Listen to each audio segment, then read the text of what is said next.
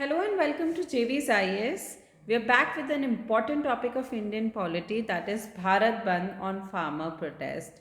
And we're going to look into its legalities and what are the conflicts and everything. Why is this topic important? Because it is related to farm sector. And farm sector is one of the very favorite topics of UPSC. And also farmers are a section of society which is uh, the core to our society because we are all dependent on them, so they are very important and it is a very important topic of our syllabus as well. So let's get into the topic. Okay, so we see that there are protests going on all over the country. There has been a Bharat Bandh called for this, for in support of the farmers. So, what is a bandh? Bandh is basically a form of protest only. It is like a civil disobedience movement because it has a lot of impact on the local community, and but it is always very much feared by the government. Why? Because it is very common that there are police attacks, there are clashes between the bandh organizers and the police.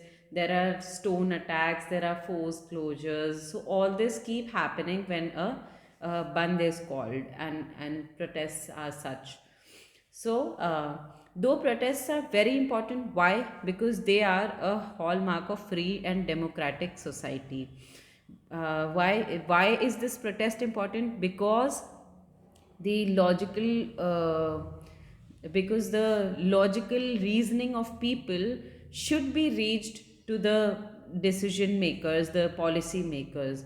For this and for our right to freedom of expression and association and peaceful assembly, these rights are to be exercised by people whenever needed. For these rights to be exercised, these protests are important. So let's look into the rights that are available. Can we actually protest? Can we actually call a bandh or not? So let's look into this. So first of all, we have in our constitution Article 19. Article 19 1 clause A, which guarantees the freedom of speech and expression, which means आप चाहे online, चाहे like on the social media, or on the print media, or verbally, like normally physically. So we have the freedom of speech and expression, though there are a few limitations, but then yes, whatever we want to say, we can. Then there's Article 19(1)(b), which assures citizens right to assemble peacefully. That means आप जा रहे हैं, शांति से बैठ के protest कर रहे हैं किसी ग्राउंड में या फिर किसी ऑफिस के बाहर, that is your right. No one can deny that right to you. So लेकिन it should be without arms. This is important, that it should be without arms, it should be peaceful. Then there's Article 19(1)(3), which says that this right is subject to reasonable restrictions. What are these reasonable restrictions? Restrictions, अब ये तो हम generally जानते ही हैं कि security of state अगर खतरे में होगा तो हमें मना कर दिया जाएगा कि नहीं, आप नहीं कर सकते हैं. Friendly relationship with the neighbouring country is important. Public order disturb नहीं होना चाहिए, कंटेम्प्ट ऑफ कोर्ट नहीं होना चाहिए, end of course most important ये है कि sovereignty and integrity of India हमारी थ्रेटन नहीं होनी चाहिए. फिर हमारा राइट टू प्रोटेस्ट जो है, राइट टू प्रोटेस्ट हमारा फंडामेंटल राइट है आर्टिकल 19 के अंडर. So this is very important कि right to protest is a fundamental right. We can protest, and that can not be denied by anyone. We can go to the court if someone refuses कि आप protest नहीं कर सकते हैं. But it is very important to notice कि right to strike हमारा fundamental right नहीं है, ये एक लीगल राइट है. और ऑफकोर्स सी बात है, कोई भी राइट होता है तो उसके साथ कुछ रिस्ट्रिक्शंस तो होते हैं. जैसे हमारे आर्टिकल 19(1) क्लॉज सी में हमारे रेस्ट्रिक्शंस दे रखे हैं, जो सॉवरेंटी और फ्रेंडली रिलेशंस, ये सब जो अभी हमने पीछे पढ़ा था. और इसके राइट टू स्ट्राइक के भी कुछ रेस्ट्रिक्शंस हैं जो कि इंडस्ट्रियल डिस्प्यूट एक्ट 1947 में दे रखा है.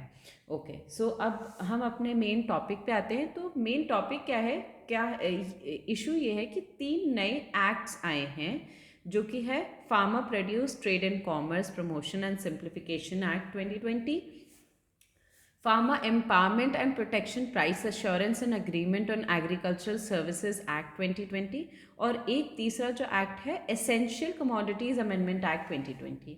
So these three acts have been passed recently by the government, जिसके against फार्मर ऑर्गेनाइजेशन कह रहे हैं कि ये सही नहीं है, ये फार्मर ओरिएंटेड नहीं है, इससे कॉरपोरेट्स तो बेनिफिट करेंगे लेकिन फार्मर्स बेनिफिट नहीं करेंगे, और उधर गवर्नमेंट ये कह रही है कि नहीं, इससे फार्मर्स बेनिफिट करेंगे और एग्रीकल्चरल सेक्टर जो है वो बहुत बढ़ेगा. सो ये इशू है. तो सबसे पहली बात तो ये कि ये जो लेजिस्लेशन आए हैं क्या इनकी लीगैलिटी सही है या नहीं, तो वो हम देखते हैं. सबसे पहली बात तो एग्रीकल्चर जो टॉपिक है, जो सब्जेक्ट है, वो स्टेट लिस्ट में आता है. ये लॉज बनाई है सेंटर ने.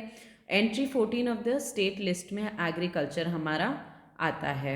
फिर क्या है, लेकिन अब ये है कि हालांकि एग्रीकल्चर स्टेट लिस्ट में आता है, लेकिन एंट्री 33 ऑफ कॉन्करेंट लिस्ट वो होती है जो जिसमें स्टेट और सेंटर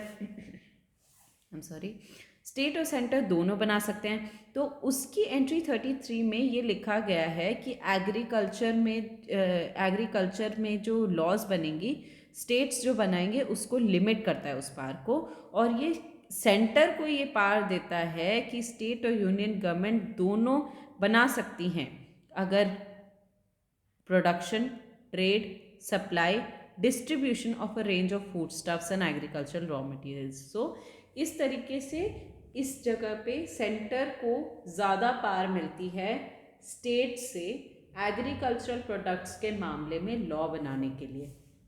फिर नेक्स्ट है हमारी एंट्री 34. ये तो 33 थी, ये भी कॉन्करेंट लिस्ट की ही एंट्री है. इसमें भी ये दे रखा है कि अगर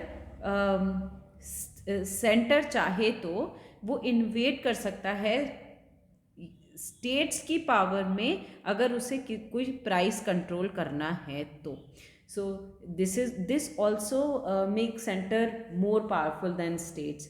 देन जो हमारा आर्टिकल 248 है पार्ट 11 में, उसमें रेजिडुअरी पावर्स हैं. अब रेजिडुअरी पावर्स में वो आइटम्स होते हैं जो कि तीनों लिस्ट में नहीं आते हैं, तो उसमें भी सेंटर के पास जो पावर्स हैं उनको यूज़ करके उन्होंने ये लॉज निकाले हैं. फिर आर्टिकल 249 है जिसमें ये एक आर्बिट्रेरी पावर की तरह आप कह सकते हैं इसे, कि सेंटर चाहे तो किसी भी सब्जेक्ट पे, चाहे वो कॉन्करेंट का हो, स्टेट का हो या सेंटर का हो, कोई भी लिस्ट का टॉपिक हो, अगर नेशनल इंटरेस्ट का मामला है तो सेंटर उसमें लॉ बना सकता है. So this gives an arbitrary power to centre that they can make the law on any subject which is related to national interest.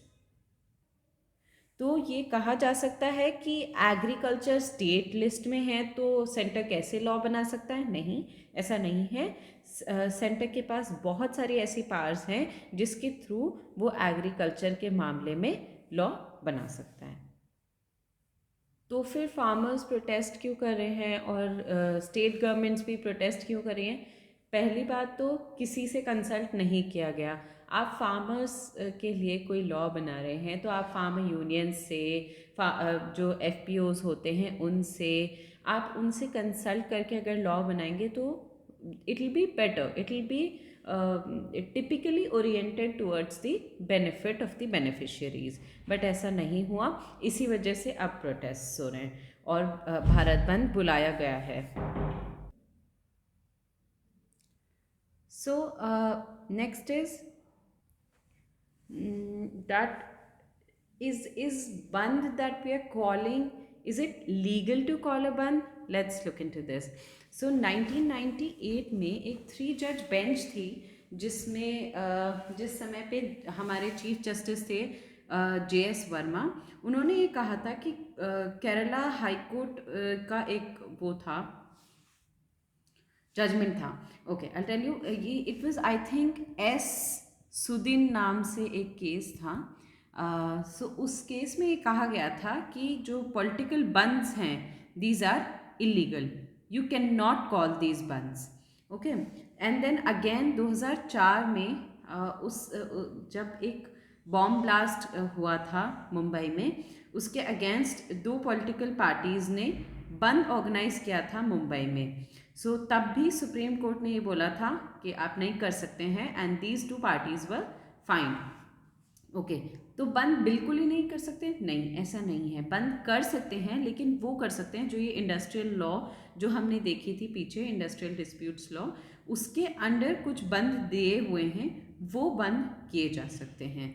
और बंद पूरे स्टेट में नहीं होगा, किसी प्लेस के लिए कन्फाइंड होगा, किसी छोटे एरिया में होगा. सो आप वहीं कर सकते हैं, पूरे स्टेट में आप नहीं कर सकते हैं, क्योंकि उससे पर्सनल और पब्लिक लाइफ दोनों अफेक्ट होते हैं. तो ये जो बंद बुलाए जाते हैं, ये मोस्टली या तो पॉलिटिकल पार्टीज़ या फिर कोई प्रेशर ग्रुप्स और ये बुलाते हैं. आज क्या इशू चल रहा है? फार्म सेक्टर का इशू चल रहा है. तो फार्म यूनियंस और ये जो फार्म सेक्टर से रिलेटेड लोग हैं, इन लोगों ने ये प्रोटेस्ट ऑर्गेनाइज किए हैं और वो ही इस बंद को कॉल कर रहे हैं. तो हम ये समझते हैं कि प्रेशर ग्रुप्स क्या होते हैं. प्रेशर ग्रुप्स क्या होते हैं कि कोई भी ऐसा इंटरेस्ट ग्रुप जिसके मेंबर्स कॉमन एट्रीब्यूट्स शेयर करते हैं, not on the basis of political process, या फिर हो सकता है पॉलिटिकल प्रोसेस भी हो. बेसिकली उनका एक एम होता है, उनके कॉमन एट्रीब्यूट्स होते हैं, उनका एक एम होता है कि गवर्नमेंट एक्शंस जो हैं वो उनके फेवर में हैं या नहीं. तो ये होते हैं प्रेशर ग्रुप्स. अब ये किस तरीके से प्रोटेस्ट करते हैं? बॉयकॉट्स करते हैं, सिट-इन्स करते हैं, सिविल डिसोबीडियंस करते हैं, विच इज़ सॉर्ट ऑफ बंद ओनली. बंद is sort of disobedience only. Marches करते हैं, एंड इनफैक्ट कई बार वायलेंस भी यूज़ होती हैं. Most of these are legit except violence. Violence को कोई लेजिटिमेसी नहीं होती है. अदरवाइज ये सभी प्रेशर ग्रुप्स जनरली ये सभी मेथड्स को यूज़ करते हैं पब्लिक पॉलिसी को इन्फ्लुएंस करने के लिए. So all these methods are used by them, but the method that I believe is the most effective is the sit-in method. Sit-in method में क्या होता है कि वो बैठ के शांति से प्रोटेस्ट करते हैं, and it really amazes me to look at the power that we have as a society. If we set our minds to something, we can absolutely accomplish it, but by being peaceful. And when protesters are peaceful, they finally have the upper hand. I've seen this. You can see this in our freedom struggle stories as well. So when you see someone who's again and again attacking you and you're not responding, he will eventually stop attacking you. So though all these methods are very good, except the violence one, of course, but this sit-in has more appeal. So let's look into the laws that have been passed जिसकी वजह से ये सारे protest हो रहे हैं.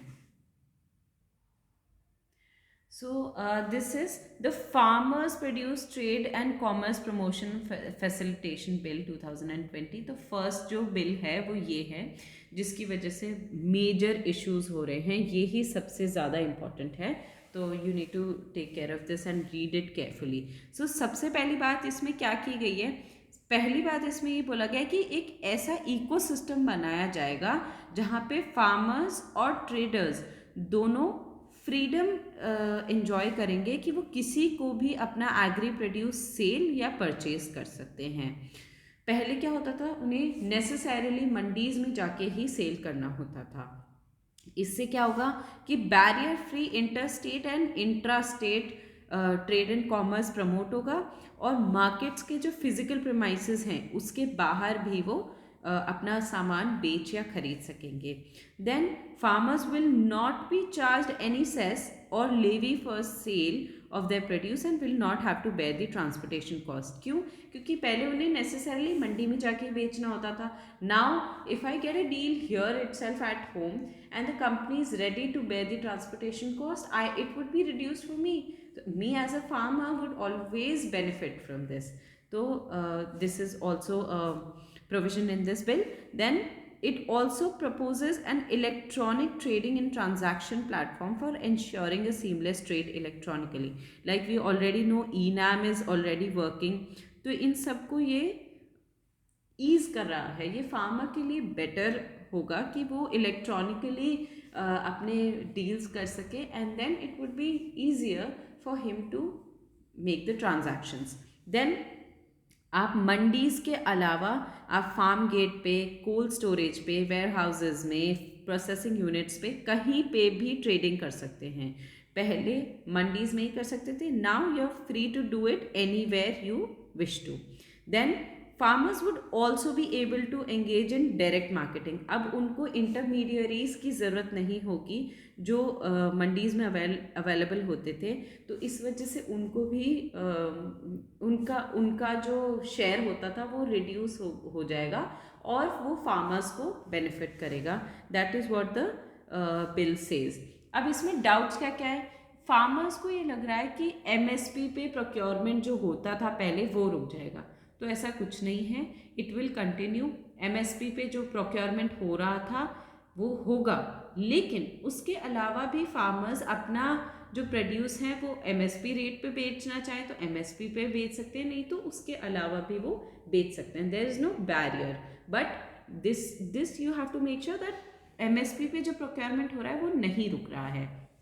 दूसरा doubt farmers को क्या है कि अगर एपीएमसी जो मंडीज़ हैं इनके बाहर फार्म प्रोड्यूस सेल किया जाता है तो एपीएमसी मंडीज़ का क्या काम रह गया, यानी ये बंद हो जाएंगे. नहीं, ऐसा नहीं है. मंडीज़ फंक्शनिंग बंद नहीं करेंगी, ट्रेडिंग जैसे पहले होती थी वैसे ही होगी.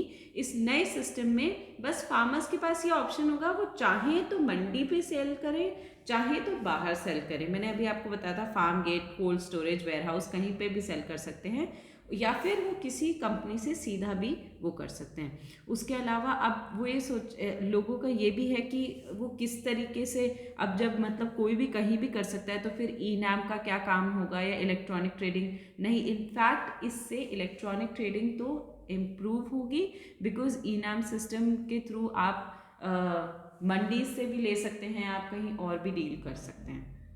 फिर एक चीज़ और कि इनफैक्ट इससे ट्रेडिंग जो है फार्म प्रोड्यूस की वो इलेक्ट्रॉनिक प्लेटफॉर्म्स पे बढ़ेगी, जिससे टाइम सेविंग होती है, कॉस्ट सेविंग होती है, ट्रांसपेरेंसी आती है, ये सब चीज़ें होती हैं. But then there are still more concerns which the farmers have been putting forward. Let's look into this. जैसे जैसे आएगा तो हम आपको अपडेट करेंगे. द नेक्स्ट वन इज़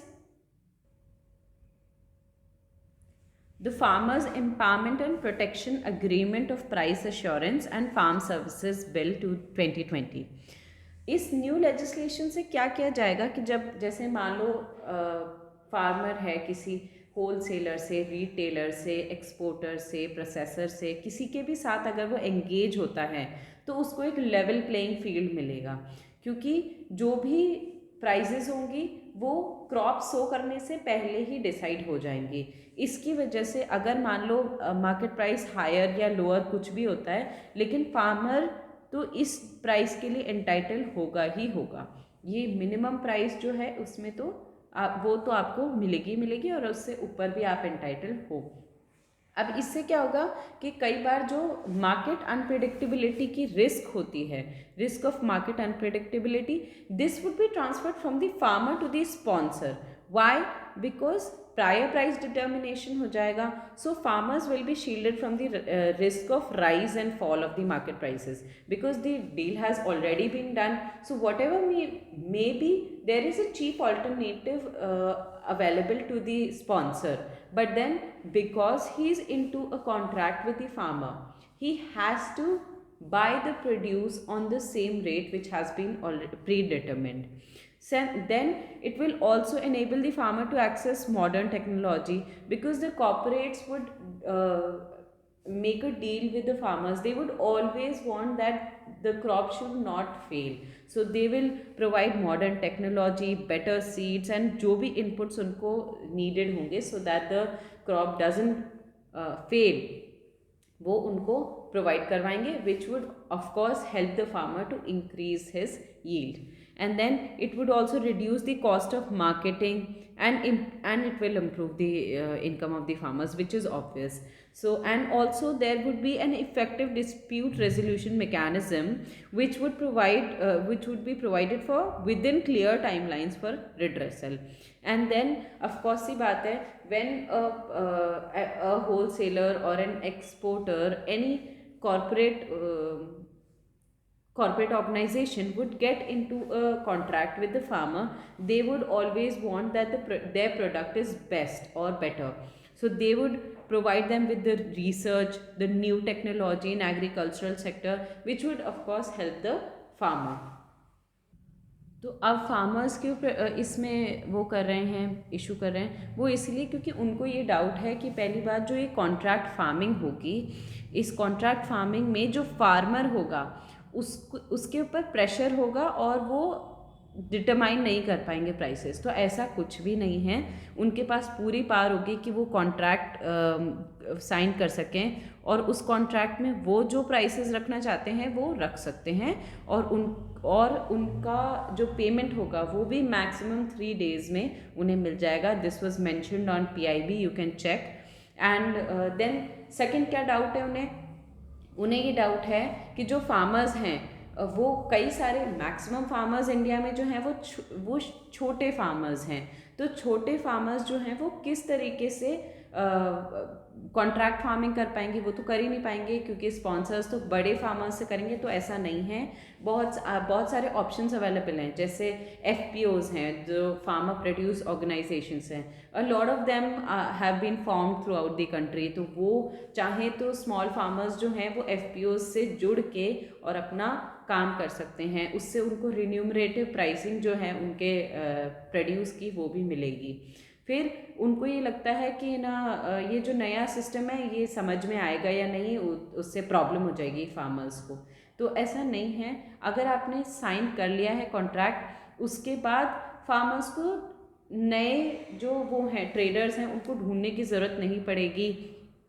जो कंज्यूमर है वो खुद जो है प्रोड्यूस पिकअप करेगा डायरेक्टली फ्रॉम द फार्म. इससे क्या होगा कि उनकी जो ट्रांसपोर्ट की कॉस्ट है वो बच जाएगी. पहले उन्हें जो मंडी ले जाना पड़ता था वो अब नहीं ले जाना पड़ेगा क्योंकि प्रोड्यूसर खुद आएगा फार्म पे और वो लेके जाएगा प्रोड्यूस. फिर कोई डिस्प्यूट हो जाता है, पहले तो क्या होता था कि कोई फॉर्मल जब अग्रीमेंट नहीं है तो डिस्प्यूट अगर होता भी था तो कोई रेजोल्यूशन नहीं निकल पाता था. अगर कोई इसमें डिस्प्यूट हो जाता है तो उनको रिपीटेडली कोर्ट जाने की ज़रूरत नहीं है. लोकल डिस्प्यूट रिड्रेसल मैकेनिज्म भी बनाया जाएगा इसमें, विच is a very important thing, because farmers जो होते हैं वो लो इनकम ग्रुप के होते हैं. उनके लिए पॉसिबल नहीं है कि वो अगेन एंड अगेन कोर्ट जाके केस लड़ें. और तो this would be very good because उनके लिए लोकल डिस्प्यूट रिड्रेसल मैकेनिज्म मिल जाएगा. नेक्स्ट देखते हैं.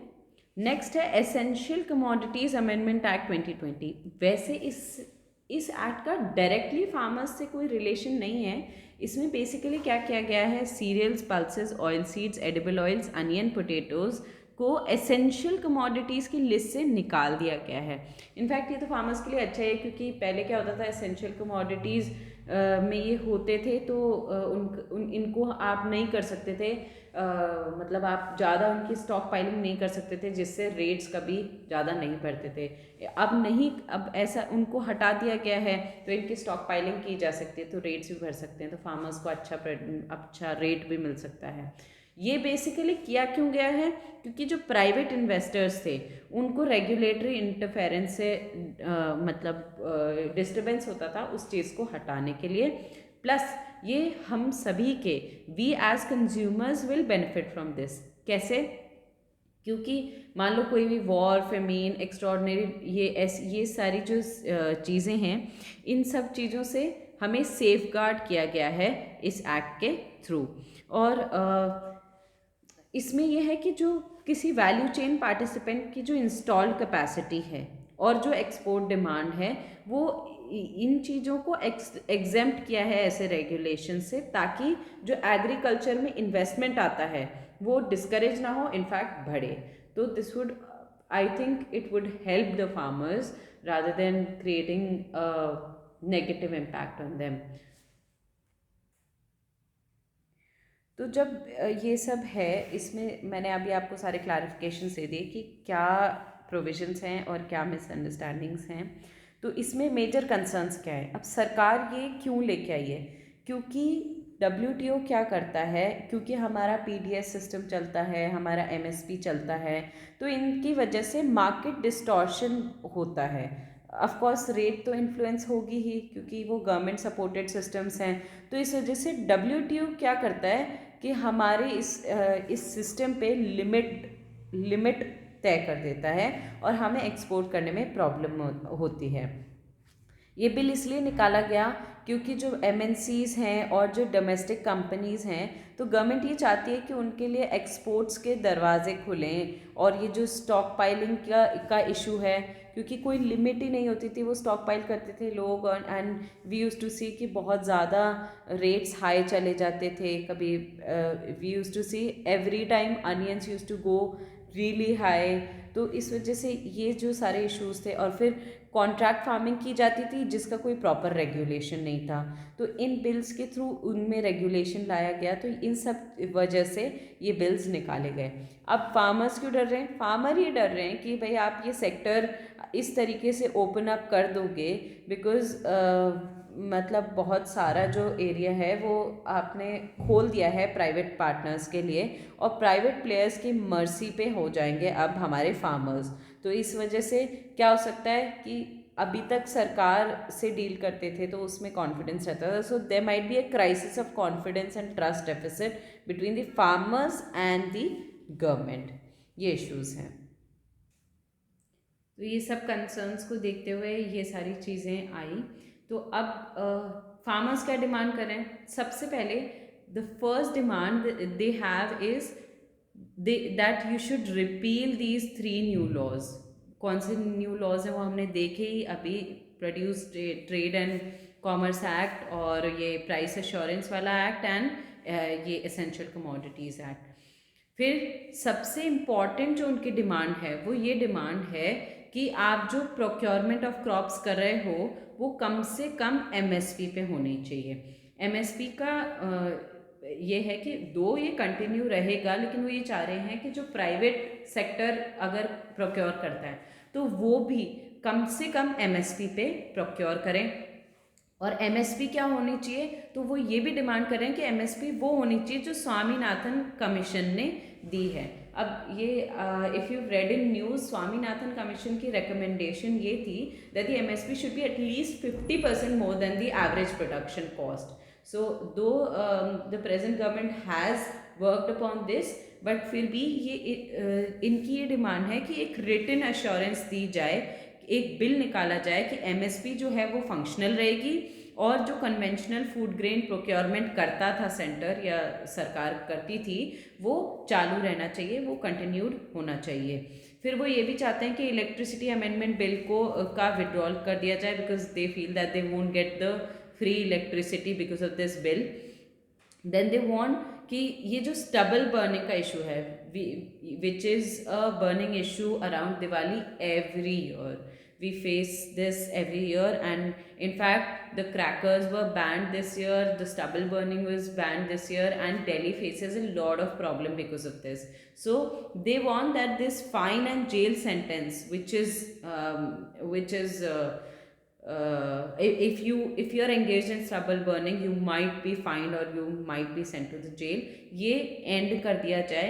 Then they want that agricultural use के लिए डीजल का जो यूज़ हो किया जाता है उसको आप 50% उसका प्राइस रिड्यूस कर दीजिए। तो ये सारे डिमांड्स हैं फार्मर्स की, जिसकी वजह से ये हमारे प्रोटेस्ट हो रहे हैं, and there are lot of problems, the bandh has been called, everything is going on. So क्या हो सकता है, क्या किया जा सकता है, तो सबसे पहले तो इशू ये है कि ये जो फार्मर्स का कॉन्फिडेंस उठ गया है, कि वो डर गए हैं कि ये जो नए लॉज आएंगे हमारे फेवर में नहीं है। सबसे पहले तो उनको ये समझाना होगा कि ऐसा नहीं है, ये आप ही के बेटरमेंट के लिए है। Of course there can be some improvements, there can be a solution. आप सरकार और एफपीओ जो ट्रेड यूनियंस हैं या फार्मर यूनियंस हैं and the government, both of them can talk and find a solution which is a middle path. So of course this can be done, and for this हमें ये assure करना होगा कि आप ये बिल्कुल चिंता मत कीजिए, जो भी आपका कॉस्ट ऑफ प्रोडक्शन होगा आपको 100% उसके ऊपर तो मिलेगा ही। और कोई भी प्लेयर हो, चाहे गवर्नमेंट हो चाहे प्राइवेट प्लेयर हो, वो ये उसको ये अलाउड नहीं होगा कि ये जो लाइन होगी, ये जो कॉस्ट ऑफ प्रोडक्शन वाली लाइन होगी, आप उससे नीचे प्राइस ऑफर उन्हें नहीं कर सकते। ऑफ कोर्स ये बात है, प्राइस ऑफ जो कॉस्ट ऑफ प्रोडक्शन है वो ही नहीं निकलेगा तो फार्मर कमाएगा क्या? वो तो विच इज़ तो ऐसे तो कोई मतलब ही नहीं है उसकी खेती करने का। एंड जब तक आप ये गारंटी नहीं दोगे तब तक हमारे फार्मर्स का कॉन्फिडेंस नहीं बैठेगा वापस सरकार में। There would be problems like this and we might face a hunger crisis or anything, because farmers are the basis of our country. And one thing which is very important, and it is not just about these farmer protests or anything in general, we need to revive the rural economy with dignity and respect. And because most of our country resides in the rural areas, and जो गांव हैं हमारे, वो हमारी country के base हैं। अगर वो ही नहीं सरवाइव कर पाएंगे तो हम भी सरवाइव नहीं कर पाएंगे। एंड ये जितनी भी सारी चीज़ें हो रही हैं उनको बहुत ही एम्पैथी एंड केयर से हमें ध्यान देने की ज़रूरत है। We need to talk to them and we need to find a middle path, find a solution which is acceptable to both the government, the farmers, as well as the corporates, because of course the economy is dependent on the corporates. So that's all for today. If you like this video, please share, comment and subscribe to our channel. Thank you so much.